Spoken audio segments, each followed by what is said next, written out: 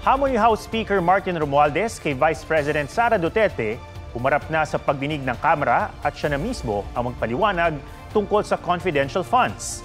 Sinabi ni Romualdez nang matanong tungkol sa reaksyon niya sa pahayag ni Duterte na naawa na raw siya sa kanyang mga tauhan na nadadamay sa panggigipit ng mga kalaban niya sa politika.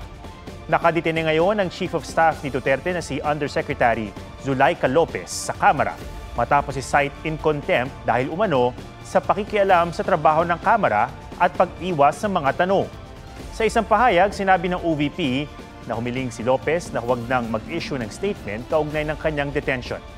Sa pagdinig kahapon, naungkat din ang pagbibitiw sa pwesto ni dating Education Undersecretary Gloria Mercado na nagsabi noong buwan siyang nakakatanggap ng envelope na may tig 50,000 pesos. Itinanggi ni Lopez na hiniling niyang mag-resign si Mercado.